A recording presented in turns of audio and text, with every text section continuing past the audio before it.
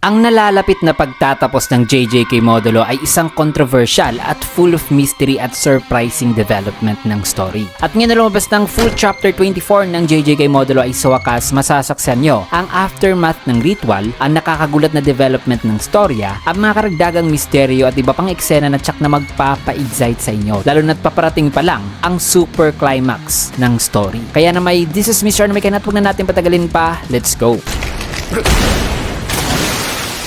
Nagsimula ang chapter dito sa mga cursed spirit na tila ba'y unti-unti nang naglalaho, na para nag-disintegrate na ang kanilang katawan, similar sa nangyayari sa kanila kapag ka na-exorcise ang isang cursed spirit. Pero in this scene ay kapansin-pansin na ang kanilang nag-disintegrate na parts ng katawan ay naging parang maliliit na liwanag, na ayon pa rito na ang ritual na sinimulan daw ni Maru ay babago raw sa mundo. Kasunod yan ay dito sa isang simbahan ay may kita rin ang mga cursed spirit na tuluyan na talagang naglaho, habang si Maru ay nakalutang sa kanyang dimensyon. Nakitang-kita ang pagsipaglabasan ng mga soul ng cursed spirit. Mapapansin dito sa isa pang view mula sa isang Nonox ship itong isang misteryosong Rumilya na nakatingin sa mga cursed spirit na naglaho, na ang kanilang soul ay nagsimulang lumutang. At mapapansin din dito na ang kanyang third eye ay naluluha, sapagkat kada may namamatay na cursed spirit ay ilan sa mga Rumilians ay naapektuhan na ang kanilang third eye ay lumuluha. Sinasabi rin dito ng mga iilan ng mga fans na ang mysterious Rumilya na ito ay ang true form daw ng pinakamatandang Kalyan na ipinakita ni Maru kay Yuji. May kita rin si Mino at ang ilan pang Rumilian pati si Jabaloma na napansin ang nangyayaring paglaho ng mga cursed spirit, na sa sumunod na panel ay may kita ang isang kamay na sabing hindi raw ito ang normal na pagpatay sa mga cursed spirit. At ang nagsasalita ngayon ay si Miyagune pala, na sabing napaka-peaceful naman daw nito, na at this rate ay hindi raw ito matatawag na exorcism sa mga cursed spirit, kundi parang pagsalba raw ito sa mga cursed spirit. Meaning ay parang similar sa pagpatay sa cursed spirit ang ginagawa ngayon ni Maru, pero in a peaceful way. Matapos niyan ay dito kay Yuji na naglalakad, ay sabi niya na ginawa raw o tinuloy raw talaga ni Maru ang ritual, na naging buo raw pala ang resolve nito. At alam naman natin na ang nagpabuo sa resolve ni Maru ay ang soul ni Cross, Yuka at Tsurugi. Kasi nung una ay hesitant pa siya na gawin itong napakalaking kasalanan. Now, bago tayo mag-proceed mga kaibigan sa susunod na eksena, ay according sa volume 2 ng JJK Modulo Extra page, ay itong si Miyagune ay nasa 40 years old na raw. Pero wala raw nakapag-dare na magtanong sa kanya kung ilang taon na raw talaga itong si Miyagune. Kasi obviously, napakabata pa rin tingnan itong si Miyagune, which leads sa speculation mga kaibigan na si Miyagune nga ay indeed apo ni Yuji. Nagsimulang lumutang ang speculation na yan nung si Miyagune lang ang nakapag-survive sa piercing blood ni Yuji, na baka ang dahilan na di raw siya tinamaan ito ay dahil sa sinadya ito ni Yuji na di tamaan si Miyagune dahil apo nga niya ito, at kitang-kita rin sa mukha ni Miyagune ang ines. Also, may nag-point out din na isa sa mga fans na nadaplisan daw si Miyagune sa time na ito, na kung ganoon ay mas mataas na ang tsansa na apo nga siya ni Yuji, kasi bakit hindi siya naapektuhan ng dugo ni Yuji na may halong cursed spirit blood mula sa death painting. Naibig rin bang sabihin nito na si Miyagune ay may part pa rin na cursed spirit blood sa katawan nito, which would also explain sa kanyang unusual na young appearance despite sa pagiging 40 years old, na nakuha niya pa rin kay Yuji ang slow aging body kung sakaling ang siya ang apo. Anyways, proceed na tayo sa next scene, na kung saan ay nahulog na ang Mahoraga's Wheel at si Yuka ay nagising na. May kita na unti-unti na ring nawawala ang Mahoraga's Wheel, implying na nakansila na ang taming ritual. So this confirms two things mga kaibigan. Una ay ang pagkawala sa curse technique range ng 10 shadows technique nitong si Deborah ay nagkumpirma sa teorya ni Tsurugi na makakansila raw ang taming ritual kung nakaalis na sa curse technique range si Deborah. So tama lang na nag-interfere si Maru noon sa laban ni Deborah at Mahoraga, lalo na gumamit na noon si Deborah ng domain expansion na posibleng mag-one shot talaga kay Mahoraga, kasi di pa niya ito na-adapt, na kung napatay ni Deborah si Mahoraga noon ay paniguradong mamamatay din si Yuka na nasa state of suspended death. Also, kahit nasabihin pa natin na ang pag-spin ng wheel ni Mahoraga noon sa napakabilis na paraan ay ang pag-adapt na pala sa existence si Deborah, ay it would mean na ma-force lang ang laban sa isang deadlock kung hindi mapapatay ni Mahoraga si Deborah. At kung mapatay naman ni Mahoraga si Deborah ay patay din si Yuka, kaya buti na lang ay nag-interfere kagad si Maru. Ang pangalawang nakumpirma din natin sa scene na ito ay ang ginawa pala ni Maru sa kanila sa last chapter ay parang iniba ni Maru ang kanilang soul using idol transfiguration, bagay na nagpawala sa tumor dito sa utak ni Yuka, kasi ang mga bagay na nagbibigay ng epekto sa soul ay nagbibigay din ng effect sa katawan ng isang nilalang. Also, buti na lang din ang somewhat pag-heal ni Maru kay Yuka ay nagawa niya habang si Dabora ay papatravel pa lang sa Shimuya, na by the time na wala na sa curse technique range si Dabora ay na-healed na si Yuka, kaya kahit na nakansila na ang taming ritual ay nagising pa rin si Yuka at wala nang iniindang sakit di gaya nung di pa niya sinamon si Mahoraga. Kasi habang umupo muna ngayon itong si Yuka ay dito niya hinawakan ng kanyang ulo na sabing hindi na raw ito masakit. Maya-maya pa ay ngumiti naman si Yuka na sa isang area ay kapansin-pansin na may tumatawag sa isang communication watch, na napansin ni Maru na sabing, "Oh, ikaw ba yan, Yuka?" Sumagot naman si Yuka na oo, na tumawag pala rito kay Tsurugi na nagising na rin at tinulungan ni Marung makatayo. Nasabi naman ni Tsurugi na uuwi na ba tayo? Sagot naman ni Maru na oo. Matapos niya nilipat ang eksena dito kay Dabora na pinasok ang isang tent na kung saan ay nadatnan niya itong discounted chieftain na nagulat sa kanyang pagdating. Nakasama rin ng chieftain ang dalawa pang babae. Agad namang nakaramdam ng takot itong tatlo, na kung saan isabi pa ng chieftain na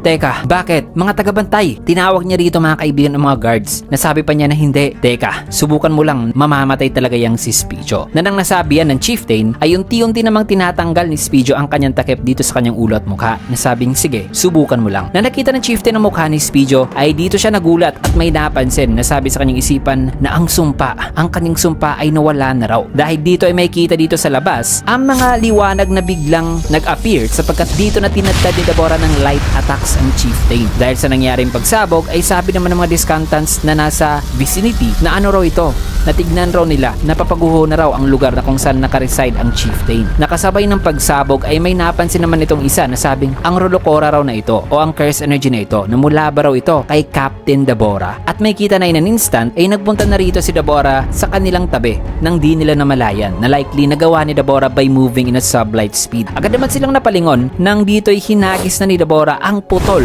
na ulo ng discountant chieftain. May kita na ang dalawang babae ay buhay pa pala at kasama na ng kapatid ni Dabora. Nasabi pa ni Dabora na mula ngayon ay ako na magiging chieftain ng diskante. Naiintindihan niyo ba? So sa wakas ay nakapaghiganti na si Dabora sa ginawang panglapastangan sa kanila ng discountant chieftain. Na matapos yan ay lumuhod na ang lahat kay Dabora. Nasabi pa ni Dabora na una sa lahat ay kailangan daw nilang gumawa ng puntod para kay Dora at gawin itong bayani. At pagkatapos raw nito ay na nagsasalita pa si Dabora ay di niya nadugtungan ang kanyang sasabihin. Nasabi pa niyang at pagkatapos raw nito. Subalit habang sinasabi niya ang words na yan ay wala pa rin siyang maisip, kaya mga ilang segundong lumipas ay dito na siya nagpasya na sabing at pagkatapos niyan ay mag-step down na raw siya bilang chief and then pwede na raw nilang gawin ang kahit na anong gusto nila. Bagay na napagulat naman sa mga discountant na sabing sagot naman ni Dabora na wala raw kasi siyang masyadong alam pagdating sa politika. Bagay na nagpagulat pa sa lahat na sabing at dito'y natawa lang sila kay Dabora mga kaibigan. So finally ay naging peaceful na rin ang pamumuhay ni Dabora dito sa Shimuya. Nabalik dito sa Earth matapos ang nangyaring ritual. May kita itong Nonox ship na likely nakapwesto dito sa Shinjuku at sa loob nito ay may nangyayaring pagtitipon na habang may kita itong si Osuke ay maririnig si Namaru at Cross na nagpapaliwanag na sabing ang mga curse spirit ay may mga soul daw na kaparehas raw sa kulay ng soul ng mga Kalian. Nang kanilang naririnig daw mula sa curse spirit na boses ay mga boses daw pala mula sa kulay ng soul na nasa loob. At gamit raw kanilang ginawang ritual ay ang mga kulay ng soul na yon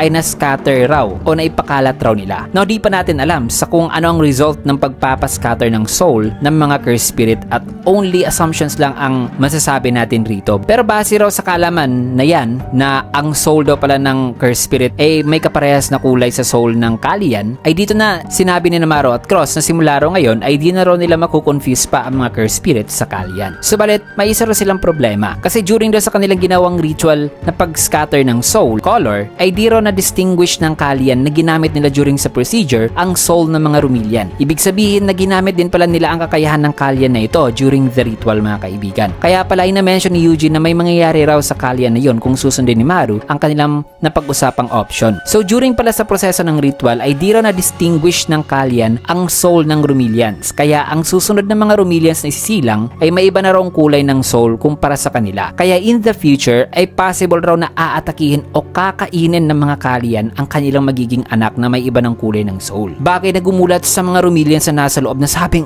Sabi pa ni Cross na ang pagdami o ang pag-reproduce daw ng mga Kalian ay di pa raw nila nakumpirma in the past 100 years sa kung papaano dumarami ang isang Kalian. Kaya gusto raw niya marinig ang opinion ng mga nandirito regarding sa 52 raw ng mga Kalian Kalians na nasa loob ng kanilang ship ngayon. Nang nasabi ito ni Cross ay nagalit naman ng ilan na sinigawan nila sina Cross na sabing anong ginawa mo, Cross at Maru, na bago raw nila pagdesisyonan sa kung paanong paraan nila tatatruhin simula ngayon ng mga Kalian ay dapat daw muna nilang i-question ang krimen daw na kinumit ni Maru at Cross. Nagsalita naman si Jabaloma na mahirap na raw ngayon ang kanilang sitwasyon kaya kailangan daw nilang tignan ng sitwasyon bilang isang kinakailangang pagbabago. Nagalit naman itong isa na sabing ikaw Jabaloma, wala ka talagang hiya ano. Subalit kalmado namang nagsalita si Oski mga kaibigan na napaka-opposite sa kanyang attitude noon, sabing kayong dalawa, tumahimik nga kayo. Marami pa sana akong tanong na gustong itanong dito sa dalawa pero sa ngayon ay mananatili raw muna siyang tahimik. Nauna sa lahat ay ang Kalian daw o ang tungkol sa Kalian. Nagsalita naman si Maru na sa totoo lang ay nagdadalawang isip daw talaga siya noon sa time na yon during the ritual kung papatayin ba raw niya ang mga Kalian kasama ng mga cursed spirit, which confirms na pinatay nga pala ni Maru ang mga cursed spirit sa process na yon at ang kanilang soul na may ibang color ay pinakalat nila na possible ay kinulayan nila ang soul ng mga tao sa same color ng mga cursed spirit, Romilians at Kalian mga kaibigan, na parang inoperate nila ang soul ng mga tao para maging uniform lahat at magka-harmony. Well, assumptions pa lang yan mga kaibigan. Now, matapos ang revelation na di pala pinatay ni Maru ang mga Kalian kasi buhay pang 52 na Kalian na nasa loob ng ship, ay dagdag pang sabi ni Maru habang nakikinig sina Oski na kung kakainin naman daw ng mga Kalian ng kanilang anak in the future, then di na raw nila ma-maintain pa ang kanilang current relationship sa mga Kalian. Na kung mawawalan daw sila ng choice ay itatrato na lang daw nila ang mga Kalian na parang livestock, na mas mainam na lang daw siguro na patayin ito. Pero di raw kasi nila ito magawa-gawa, na kailangan ba raw nilang i-dispose na lang ang mga Kalian kung darating ang panahon na aatakihin nito ang kanilang mga anak in the future at i-label na lang daw ang mga Kalian na para mga wild beast. Na yan na lang ba raw kaya ang kanilang gagawin? Nasabi pa ni Maru na gusto raw nilang makuha ang opinyon nitong kanilang mga kasamahan pagdating dito sa problemang to. Matapos ang eksenang yan ay dito sa isang forbidden storage house ay may kita si Eugene na naglalakad at ang area na ito ay ang area na kung saan inilagay pala si Panda, na bumati ngayon kay Eugene na sabing oy, matagal-tagal na rin tayong di nagkita, Itadori. So apparently despite sa may maliit na lang na curse energy ni Panda dito sa kanyang curse corpse na katawan ay di pa rin pala ito tuluyang huminto sa pag-function kasi possible na nag-conserve pa rin siya ng kanyang remaining curse energy by being dormant at sa paglilimit sa movements nito, kaya ay may kita na nakakapagsalita pa rin siya ngayon. Also highly possible na nasa Gojo storage warehouse itong si Yuji kasi itong si Panda ay nakalocate sa Gojo storage warehouse din noon, na likely ang gagawin ni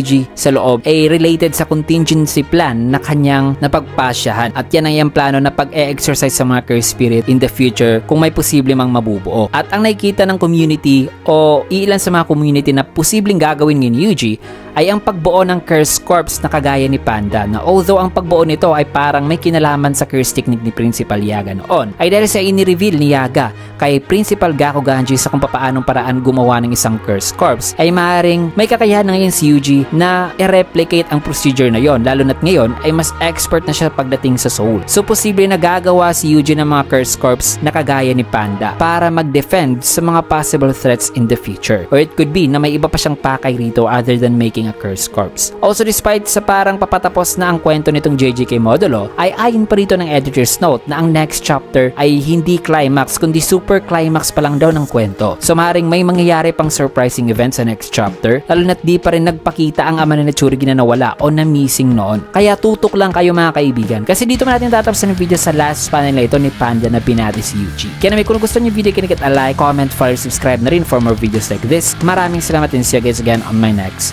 video.